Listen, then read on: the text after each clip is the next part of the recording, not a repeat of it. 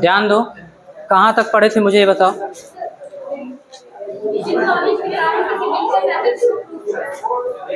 बिंदु आवेश के कारण किसी बिंदु पर वैद्युत विभव प्रूफ हो गया। ठीक है बेटा, ध्यान दो, बातचीत नहीं करो। अब हम लोग 2 डेरिवेशन और करने वाले हैं। सबसे पहले आप हेडिंग करिए,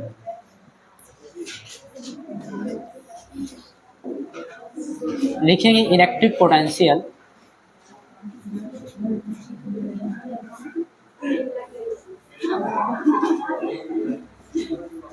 बातचीत बंद करने का मतलब बातचीत करना नहीं होता है। अच्छा, electric potential due to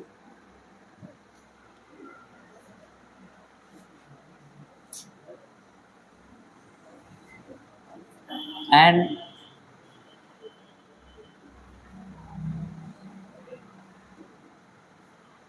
electric potential due to an electric dipole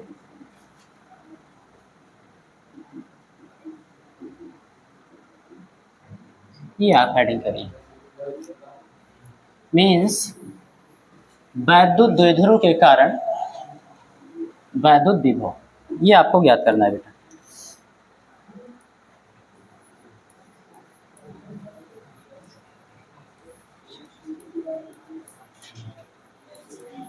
वैद्युत द्विध्रुव के कारण वैद्युत विभव।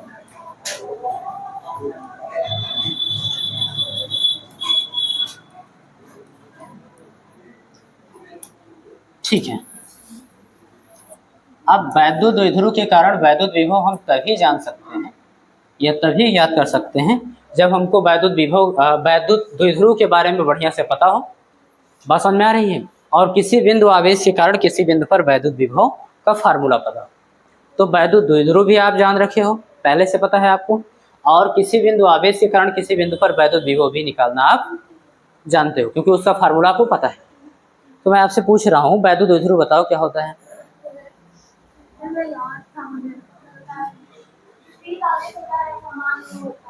क्या होता है? समान क्या होता है? हाँ, अब आप तब तक नहीं बात करोगे जब तक आपको ये पता नहीं हो जाता वैद्युत द्विध्रुव है क्या। ठीक है, आप बताओ बेटा, वैद्युत द्विध्रुव क्या होता है?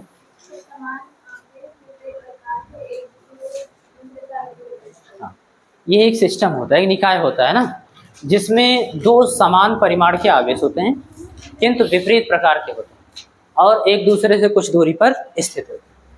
बात समझ में आ रही? ये तो हो गया वैद्युत द्विध्रुव, और इसी के कारण आपको क्या ज्ञात करना है? वैद्युत विभव ज्ञात करना। तो ध्यान रहे, हम लोग वैद्युत द्विध्रुव के कारण वैद्युत क्षेत्र की तीव्रता भी ज्ञात किए थे, और 2 स्थितियों में। कौन कौन से? अक्षीय स्थिति और निरक्षीय स्थिति। अक्षीय स्थिति और वैसे ही आपको विभव भी ज्ञात करना है। वैद्युत द्विध्रुव के अक्षीय स्थिति में विभव और वैद्युत द्विध्रुव के निरक्षीय स्थिति में विभव ज्ञात करना। बात समझ में आ रही है? तो सबसे पहले हम लोग पहला देखते हैं, अक्षीय स्थिति। अक्षीय और निरक्षीय तो पता है ना सबको। उसके अक्ष पर किसी बिंदु पर ज्ञात करेंगे तो अक्षीय स्थिति में होगा, उसके निरक्ष पे किसी बिंदु पर ज्ञात करेंगे तो निरक्षीय स्थिति। अक्ष क्या होता है? दोनों बिंदु आवेशों को मिलाने वाली रेखा।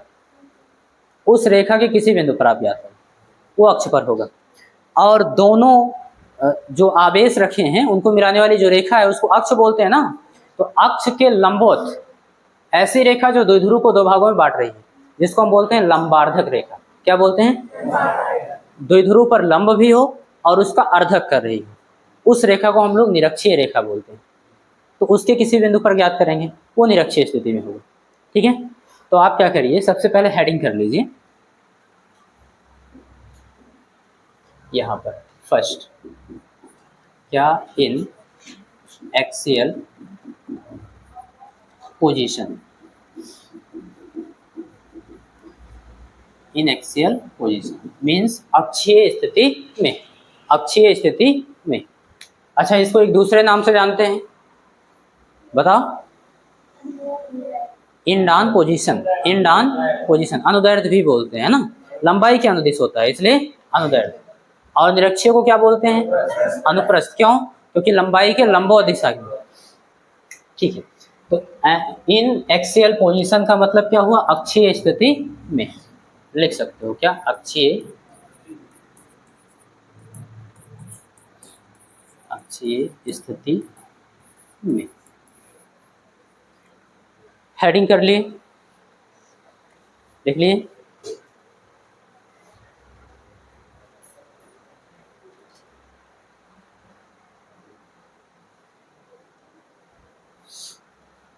लिख लिया ना, ठीक।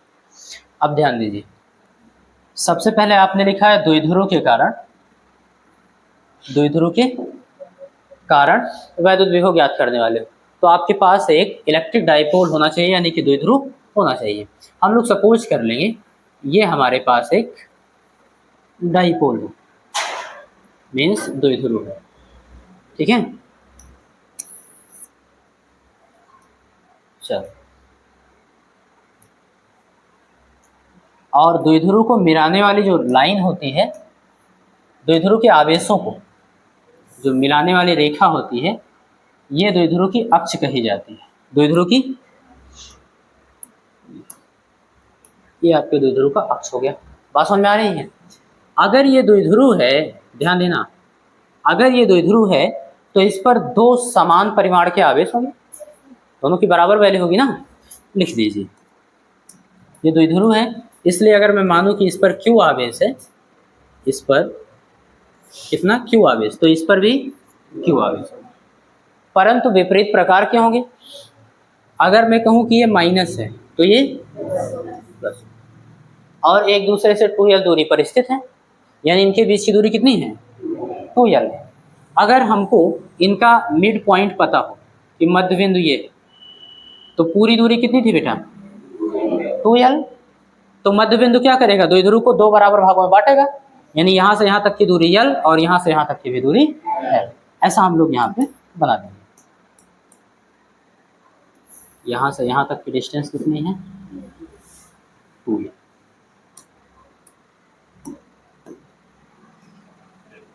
अच्छा, लैंग्वेज लिखने के लिए द्विध्रुव को हम लोग कुछ मान लेंगे, जैसे AB। क्या मान लें?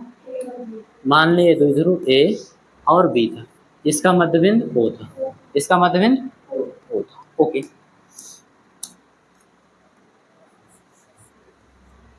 चलो भाई, ये हो गई डिस्टेंस। यहाँ से यहाँ तक क्या मानेंगे? और यहाँ पे भी, तो OA दूरी कितनी हुई? L, और OB भी L, और पूरी दूरी कितनी हुई? ये बात क्लियर है? ठीक है। अभी मैं लैंग्वेज बोल दूंगा कैसे लिखना है। अब द्विध्रुव के मध्य बिंदु से R दूरी पर उसके अक्षीय स्थिति में भी हम लोग एक बिंदु सपोज करेंगे, ठीक है। मान लेंगे ये अक्षीय स्थिति है, ठीक है। मध्य बिंदु O से R दूरी पर कोई एक बिंदु यहाँ पर सपोज कर लेंगे P, और इसी पर हम लोग बोल देंगे कि हमको विभव चाहिए, विभव का मान आपको बताना है, ठीक है। कहाँ से? मध्य बिंदु से।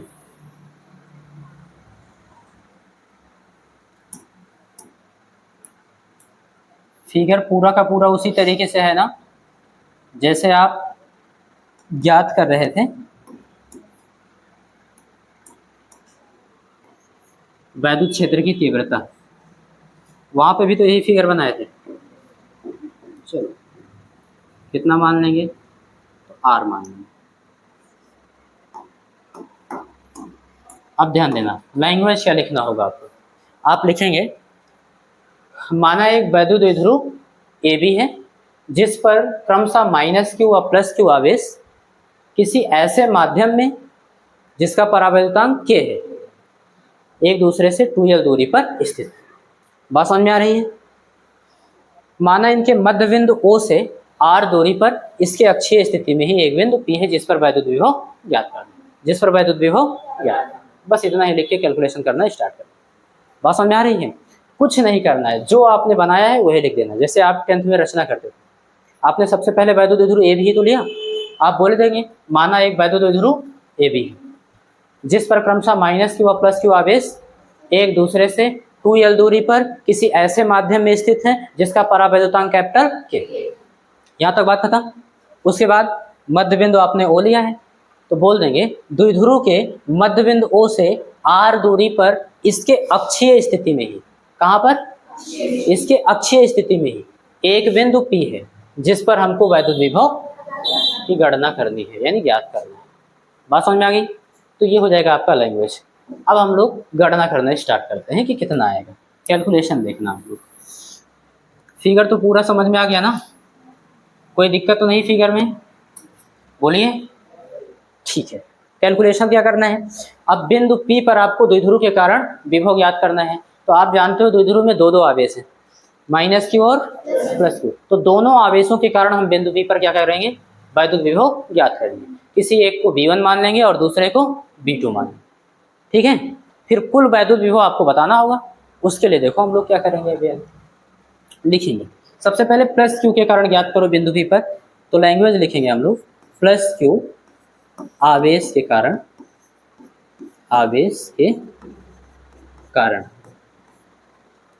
P पर वैद्युत विभव। बात समझ में आ रही? किसके कारण? +q आवेश के कारण। किस बिंदु पर? P पर वैद्युत विभव ज्ञात कर रहे हो। इसको क्या मान लें? B1 मान लें। तो लिख देंगे B1 is equal to formula 1/4 pi epsilon naught. आपने माना है किसी ऐसे माध्यम में स्थित है जिसका परावैद्युतांक कैपिटल K है, तो वो भी लिख देंगे। इनटू जिस बिंदु आवेश के कारण आप विभव ज्ञात कर रहे हो वो बिंदु आवेश ले दो। तो कौन सा आवेश है? +q ले लेंगे बटे इन दोनों बिंदुओं के बीच की दूरी, यानी BP। क्या रहेगा? BP। ठीक है, यहाँ पर हम लिख देंगे BP बराबर, BP हमको चाहिए, फिगर से देखना, ये इतना दूरी चाहिए। पूरी दूरी कितनी है? R। पूरी दूरी में से इतना दूरी घटा दें तो इतनी दूरी मिल जाएगी ना, यानी पूरी दूरी R में से हम L को घटा दें तो हमको BP मिल जाएगा। लिखेंगे BP is equal to OP। कितना बेटा? OP में से क्या घटाएंगे? OB। ये बात समझ में आ रही है? ठीक है, वैल्यू पुट कर दो। OP की वैल्यू कितनी है? R माइनस OB की value L, R minus L। तो BP की जगह हम क्या लिख सकते हैं? तो उन दोनों बिंदुओं के बीच की दूरी चाहिए थी। दूरी कितनी है? BP की जगह क्या लिखेंगे? R minus. इसको बना देंगे बेटा इक्वेशन फर्स्ट। क्या बनाएंगे? इक्वेशन फर्स्ट बनाएंगे। चलो B1 की डायरेक्शन बताओ।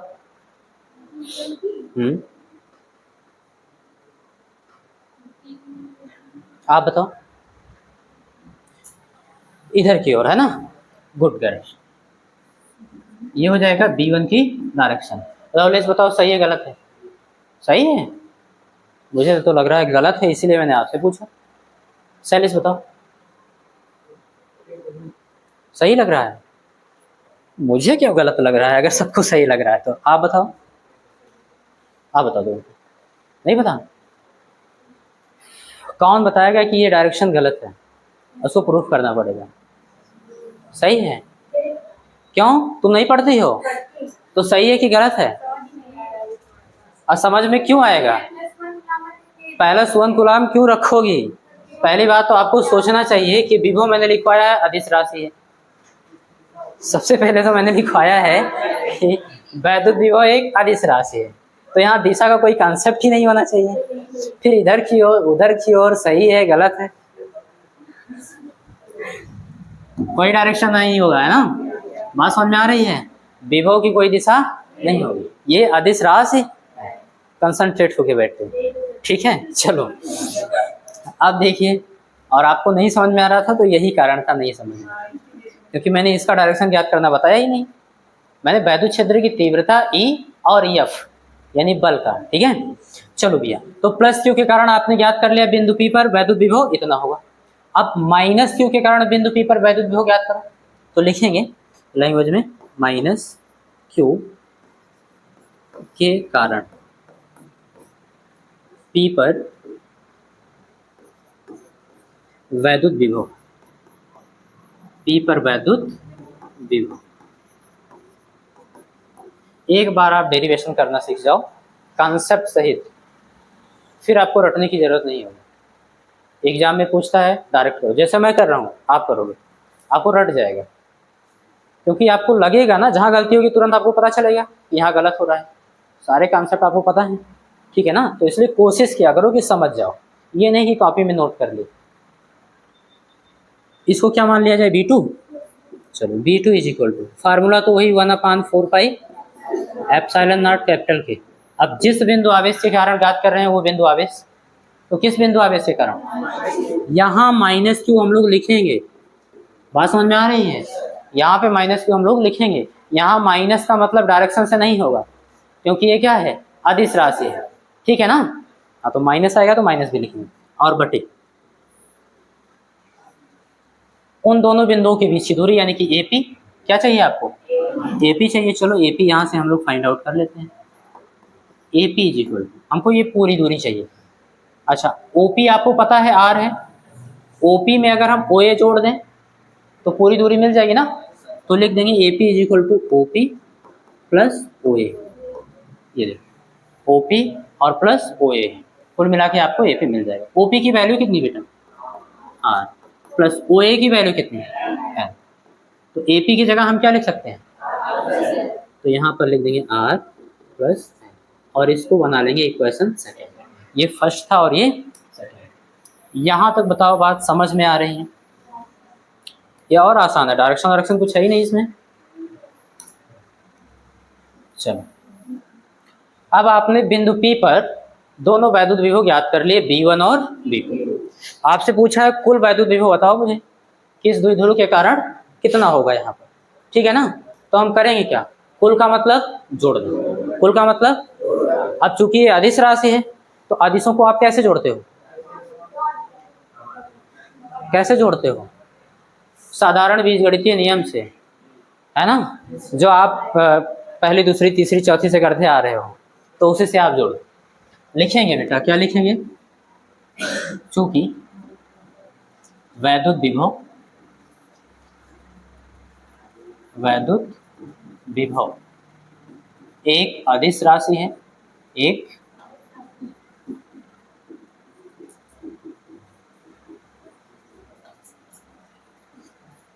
है, इसलिए बिंदु P पर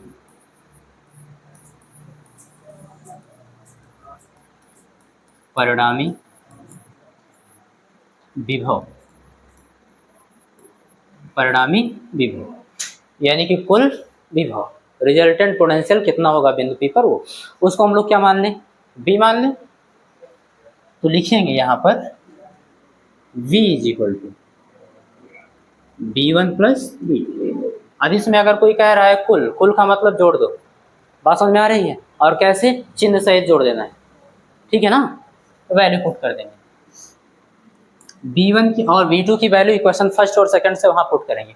तो B1 की वैल्यू कितना है बोल दो, 1/4 पाई एप्सिलॉन नॉट के Q अपान R माइनस L, और प्लस लगा है तो प्लस लगा दिया। B2 की वैल्यू, माइनस को आगे कर लें, माइनस इसमें ना, तो माइनस प्लस माइनस हो जाएगा ना, ध्यान यहाँ देना, माइनस। चलो और ये वैल्यू पुट कर दो, B2 की 1/4 पाई एप्सिलॉन नॉट के, तो 1/4 पाई एप्सिलॉन नॉट के इंटू Q अपान R प्लस L। ये बात समझ में आ रही, कहाँ से आप वैल्यू पुट किए, तो आप लिखेंगे, हाँ बिल्कुल, from equation first and second. यहाँ तक बात क्लियर है। अब इसके आगे जोड़ना घटाना गुणा भाग स्टार्ट। देखो अंश से क्या कॉमन है, Q, यहाँ भी है और यहाँ भी, कॉमन कर लेंगे। हर से देखो 4 पाई एप्सिलॉन नॉट के, यहाँ भी 4 पाई एप्सिलॉन नॉट के, यहाँ भी 4 पाई एप्सिलॉन नॉट के। यहाँ पे देखो अंश में क्या बचा बेटा, 1, और हर में, ऐसे ही यहाँ पर देखेंगे माइनस, अंश में 1, हर में, कोई दिक्कत, कहीं भी डाउट होगा तुरंत पूछना, ठीक है। चलो Q अपान 4 पाई एप्सिलॉन नॉट के, ध्यान देना हर तो यहाँ बराबर है नहीं, तो क्रॉस मल्टीप्लिकेशन करवाएंगे, करवाइए, आर प्लस एल का एक में होगा, आर माइनस एल का इस एक में होगा, फिर दोनों का आपस में होगा। तो आर प्लस एल का जब एक में कराओगे तो क्या मिलेगा, आर प्लस एल, और माइनस आर माइनस एल का एक में करवाएंगे, ध्यान रहे आगे माइनस का चिन्ह है और एक से अधिक पद है तो आपको ब्रैकेट लगाना होगा। कभी भी एक से अधिक पद हो उसके सामने माइनस हो तो ब्रैकेट जरूर लगाइएगा, ठीक है ना। चलो, या तो फिर गुणा कराना होगा, तो आर माइनस एल का एक में गुणा कराएंगे तो आर माइनस, चलो बटे आर माइनस एल और आर प्लस एल का आपस में गुणा कराएंगे, r minus l into r plus. परेशान मत रहो, हम लोग के पास स्टेप है इसलिए डायरेक्ट नहीं कर रहा हूँ, है ना। चलो, एक फार्मूला हम लोग यहाँ लगाने वाले हैं, क्या, ए स्क्वायर माइनस बी स्क्वायर बराबर कितना होता है, ए माइनस बी एक ब्रैकेट में, ए प्लस बी दूसरे में, इन दोनों को गुणा कराओगे तो इतना ही मिलेगा। बात समझ में आ रही है। चलो ध्यान देंगे, क्यू अपन 4 pi epsilon naught capital K, यहाँ ब्रैकेट ऑफ करेंगे, आर प्लस एल, माइनस का अंदर गुणा होगा, या फिर ऐसे भी बोल सकते हो ब्रैकेट के सामने माइनस का चिन्ह है, अंदर का चिन्ह बदल जाएगा। तो आर देखो प्लस का था बाहर आएगा और ये माइनस का था बाहर आएगा, A minus B into A plus B, A minus B into A plus B क्या होता है, A square plus B square means R square minus L. Solve it, तो आर माइनस का आर प्लस का कैंसिल हो जाएगा। अगला step देखिए, Q upon 4 pi epsilon naught capital K, यहाँ पे देखो यल और यल कितना बचा, 2l बटे आर स्क्वायर माइनस एल। यहाँ तक बात क्लियर है, कोई डाउट तो नहीं है। एक चीज़ लिखेंगे, बट 2ql, 2l यहाँ पे आई है, q का क्या कराएंगे हम लोग, यहाँ गुणा करा देंगे, तो 2ql क्या हो जाएगा, इकट्ठा हो जाएगा। और 2ql होता क्या है, वैद्युत द्विध्रुव आघूर्ण, वैद्युत द्विध्रुव जिसको हम लोग किससे लिखते हैं, स्मॉल p लिख देंगे, स्मॉल p बोलेंगे है क्या, तो बोल देंगे द्विध्रुव AB का,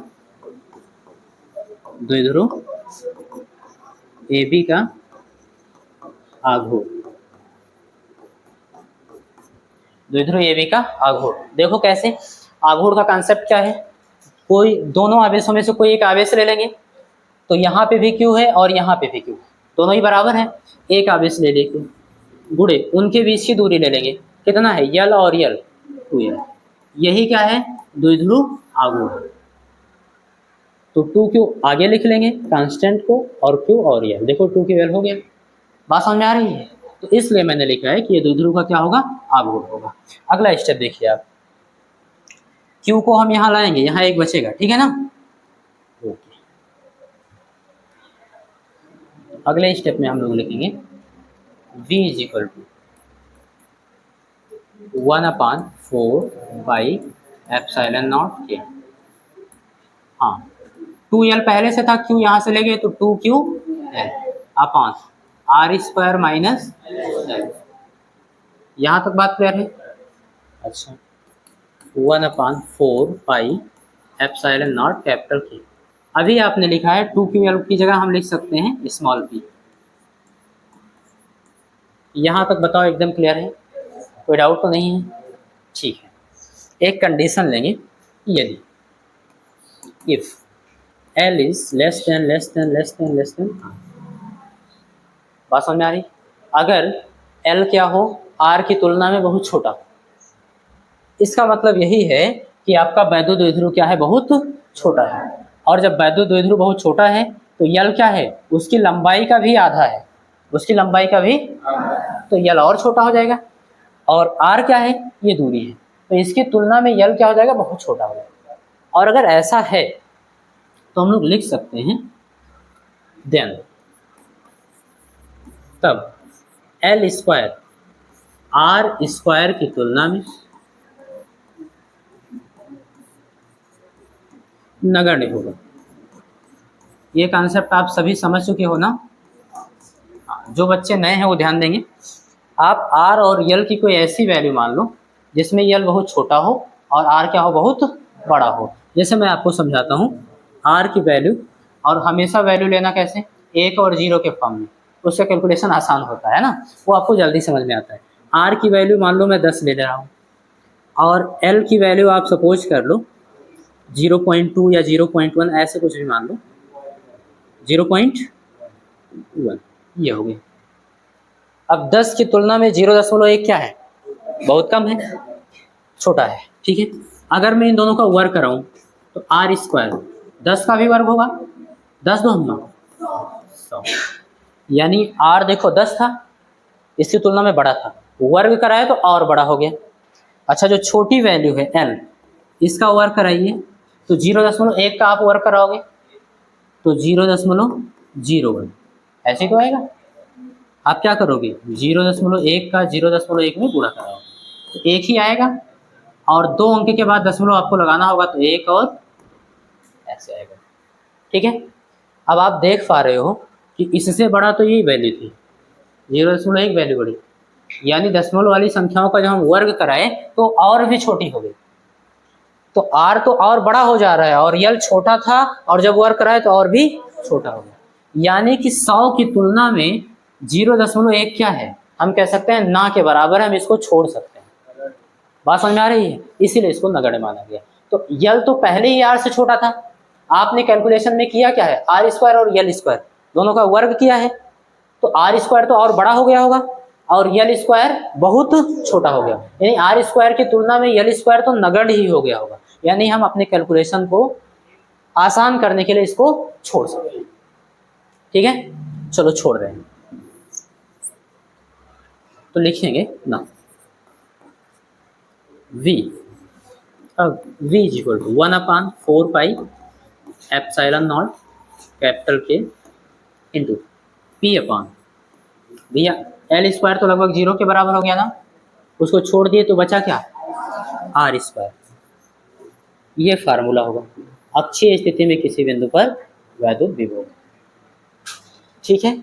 एक चीज और लिख देंगे, और एयर और वैक्यूम,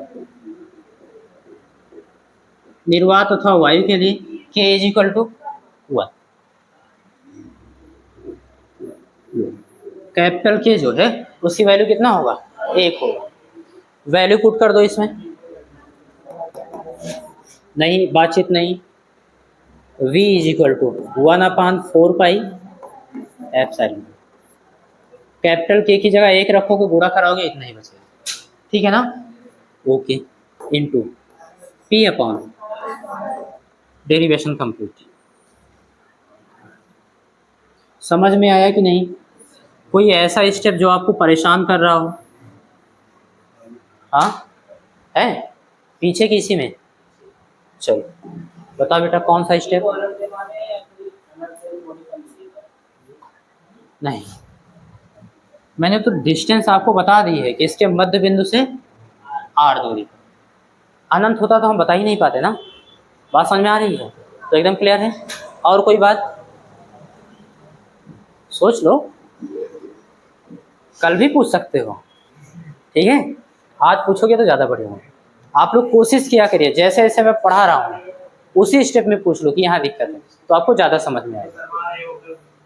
जो शर्मा रहे अभी क्लास के बाद, उनके लिए अलग से व्यवस्था है ना, और कोशिश करें शर्म को धीरे धीरे ससुराल छोड़ के आ जाए। ध्यान दो, टाइम कितना हो रहा है बताओ, अभी दूसरा डेरिवेशन भी करवा सकता हूँ, छोटा सा है, 10 मिनट में अगला वाला डेरिवेशन, फिर आप नोट करते रहना।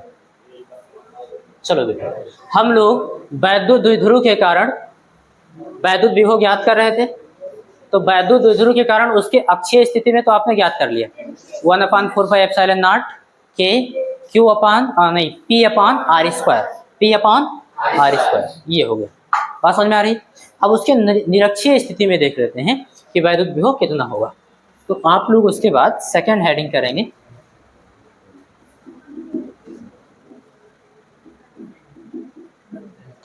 इन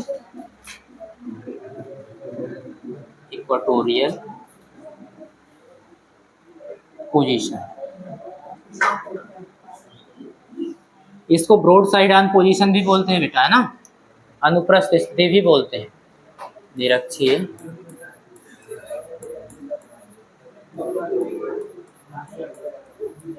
स्थिति। ध्यान दो, ये उतना बड़ा डेरिवेशन नहीं है ना, हाँ, वैद्युत क्षेत्र की तीव्रता वाला, उसका 1/3 भी होगा तो अभी देखते हैं, होगा नहीं तो और कम होगा, ठीक है। ऐसा इसलिए बोल रहा हूँ क्योंकि उसमें डायरेक्शन होता था, इसमें डायरेक्शन नहीं है, और यही कारण है, एक प्लस होगा एक माइनस अभी जीरो आ जाएगा, है ना। देखो सबसे पहले तो हमको एक द्विध्रुव चाहिए, बना लेंगे, हमको बनाना आता है ना। चलो ये द्विध्रुव हो गया अपना, ठीक है बेटा। और दोनों आवेशों को जो मिलाने वाली रेखा है ये क्या होगी, ये इसकी अक्ष हो जाएगी। बात समझ में आ रही है? ओके, कहाँ जा रहा है, ऐसा होता है।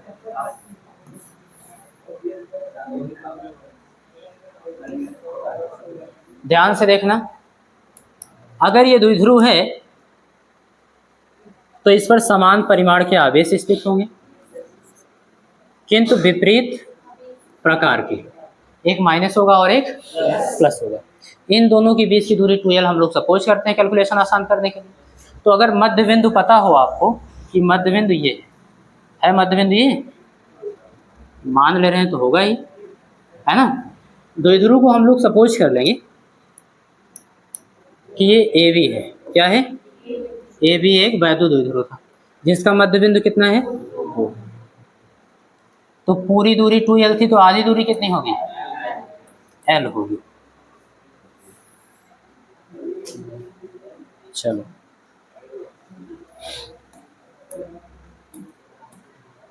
बातचीत नहीं करो,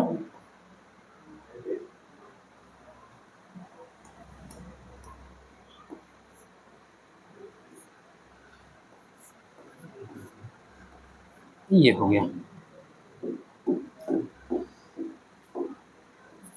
यहाँ से यहाँ तक क्या मानेंगे, L, और यहाँ से यहाँ तक भी L। अब तो आप लोगों को फिगर वगैरह रट गया होगा, चौथा बार है ये, है ना। हाँ चलो डेरिवेशन में, तो देखो आपके पास वैद्युत द्विध्रुव ए बी है जिस पर क्रमशः -q और +q आवेश एक दूसरे से 2l दूरी पर किसी ऐसे माध्यम में स्थित है जिसका परावैद्युतांक कैपिटल, लैंग्वेज भी सेम हो गया। ओके, द्विध्रुव के लंबार्धक रेखा पर, लंबार्धक रेखा मतलब द्विध्रुव पर लंब, द्विध्रुव ये हो गया, इस पर क्या होगा, लंब होगा, और जो इसको अर्धक कर रहा हो यानी दो बराबर भागों में बांट रहा हो, जाहिर सी बात है वो रेखा मध्य बिंदु से होकर गुजरेगा, तभी तो दो बराबर भागों में बांटेगा। तो एक लाइन हम लोग ले रहे हैं,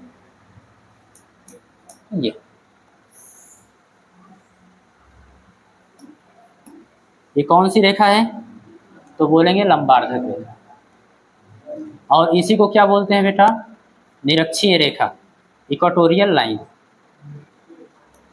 बात समझ में आ रही है? ये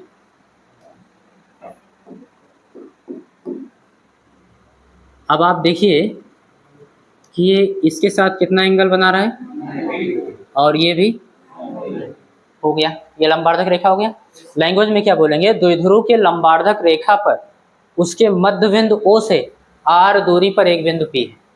लंबार्धक रेखा का मतलब निरक्षीय रेखा पर, निरक्षीय रेखा पर उसके मध्य बिंदु O से r दूरी पर एक बिंदु P जिस पर हमें वैद्युत विभव का मान ज्ञात करना है। बस यही आपका लैंग्वेज कंप्लीट हो गया। चलो सपोज कर लेते हैं ये डिस्टेंस कितनी है, r, कौन सा बिंदु है, तो बिंदु P है, और इसी पर हमको क्या ज्ञात करना है, वैद्युत विभव ज्ञात। आप सभी जानते हो बच्चों कि वैद्युत द्विध्रुव में दो बिंदु आवेश हैं, कितने हैं, -q और +q। इनके कारण आपको बिंदु P पर पहले वैद्युत विभव ज्ञात करना होगा V1 और V2। फिर जब हम लोग लास्ट में परिणामी वैद्युत विभव निकालेंगे तो जोड़ के निकाल लेंगे। तो सबसे पहले आपको +q के कारण इस बिंदु पर वैद्युत विभव और -q के कारण इस बिंदु पर वैद्युत विभव ज्ञात करना है। उसके लिए आपको चाहिए क्या, बिंदु आवेश के लिए हमको दो चीज़ चाहिए, एक तो बिंदु आवेश चाहिए, दूसरा उन दोनों बिंदुओं के बीच की दूरी चाहिए ना फार्मूले में।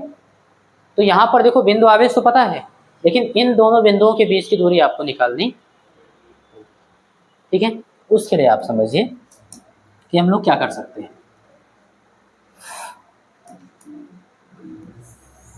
यहाँ से यहाँ तक की डिस्टेंस निकालेंगे यानी बीपी, और यहाँ से यहाँ तक की डिस्टेंस निकालेंगे यानी, अभी कुछ मत निकालो, निकाल दो कि रहने दो, चलो निकाल दे रहे हैं। ये आप लास्ट में भी कर सकते थे, ध्यान देंगे। लिखेंगे बेटा इन ट्रायंगल, कोई भी आप त्रिभुज ले लो, दोनों त्रिभुज क्या है, समकोण है। ये ए ओ पी चाहे बी ओ पी, बात समझ में आ रही है।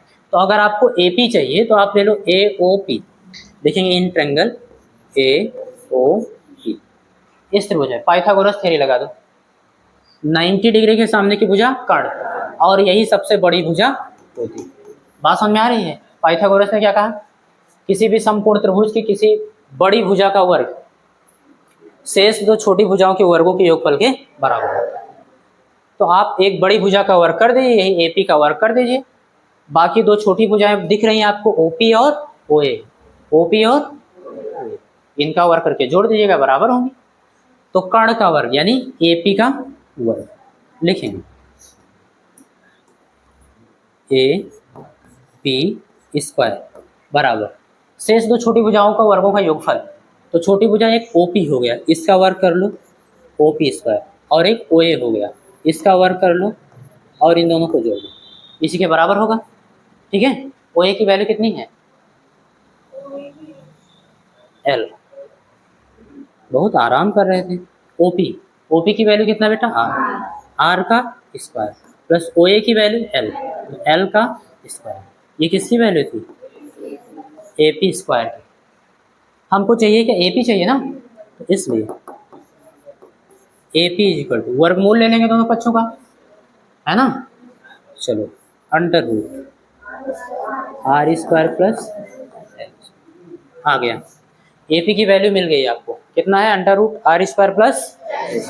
ऐसे इस त्रिभुज में आप लगाओगे बी ओ पी में, तो यहाँ भी वही वैल्यू आएगी, r square plus l square under root में। फिर भी आप देख लीजिए इन ट्रायंगल, कौन से त्रिभुज में, B O P, triangle B O P, इस त्रिभुज में ध्यान दो बेटा, 90 डिग्री के सामने की भुजा कर्ण, यही सबसे बड़ी भुजा होती है। बड़ी भुजा का वर्ग यानी बीपी का वर्ग शेष दो छोटी भुजाओं के वर्गों के योगफल के बराबर होगा।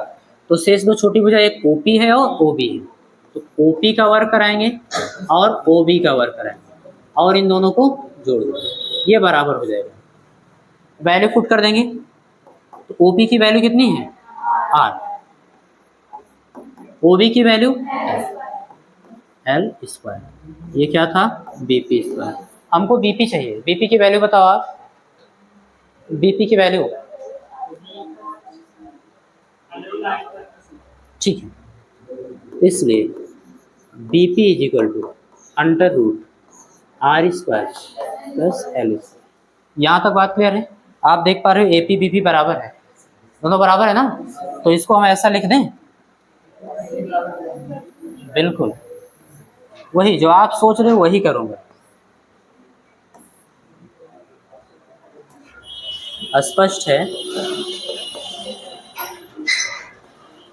ध्यान दो, एपी बराबर है बीपी, ये दोनों वैल्यू बराबर है, और ये किसके बराबर है,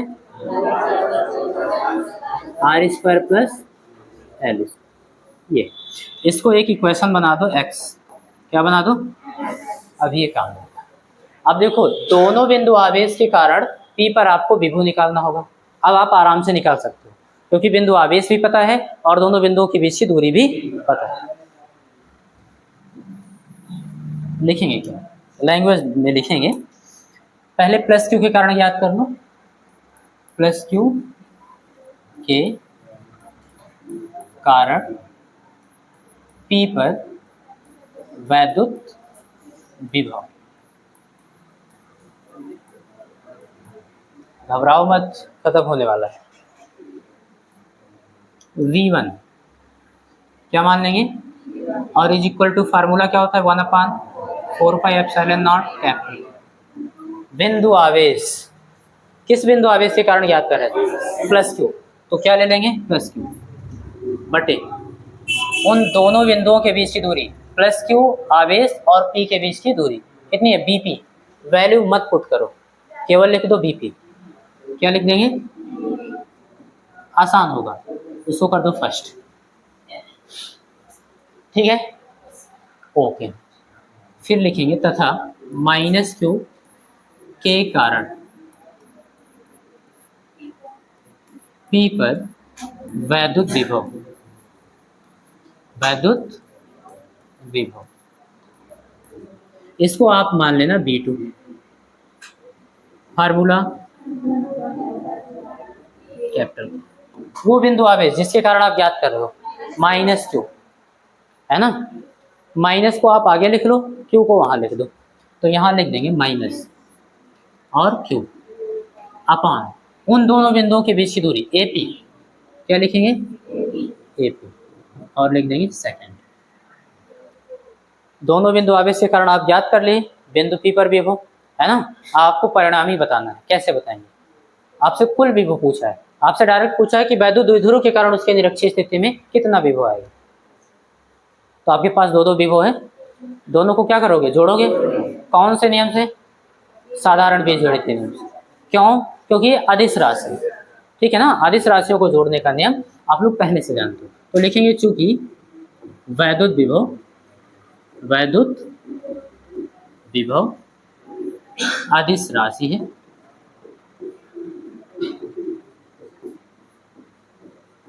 इसलिए P पर परिणामी विभव, परिणामी वैद्युत विभव, है ना, ज्ञात करेंगे। उसको क्या मान लेंगे B, और V इज इक्वल टू होगा क्या V1 प्लस V2। अदिश में अगर कोई पूछ रहा है टोटल कितना होगा, तुरंत जोड़ दो, बात समझ में आ रही है। और अदिश में उनकी वैल्यू हम चिन्ह सहित रखेंगे। चलो वैल्यू पुट करो, V1 की वैल्यू इक्वेशन फर्स्ट से 1/4πε0 कैपिटल और इंटू Q अपान BP, और प्लस था प्लस करेंगे। फिर B2 की वैल्यू माइनस इतना है ना, तो माइनस प्लस माइनस यहाँ कर सकते हैं, कर देंगे माइनस 1/4πε0 कैपिटल और Q अपान BP। लिख सकते हैं BP का, से दोनों बराबर है ना। तो यहाँ पर हम लोग लिख देंगे क्या, चूंकि AP बराबर है BP। बात समझ में आ रही है। तो जहाँ पे AP था वहाँ पे हम लोगों ने BP लिख दिया, है ना। चलो, तो इतना ही माइनस का और इतना ही प्लस का, इसलिए निरक्षीय स्थिति में किसी बिंदु पर वैद्युत विभव निकालोगे तो कितना आएगा, जीरो ही मिलेगा, हमेशा जीरो मिलेगा। चाहे आप यहाँ निकालो, चाहे आप कहीं यहाँ निकालो, बात समझ में आ रही है। किसी भी बिंदु पे लोगे तो यहाँ से दूरी और यहाँ से दूरी बराबर आएगी, बराबर दूरी आएगी तो परिमाण बराबर होगा, और चिन्ह विपरीत होगा तो जीरो मिलेगा। बात समझ में आ रही है। अच्छा, तो इतना आप नोट कर लो।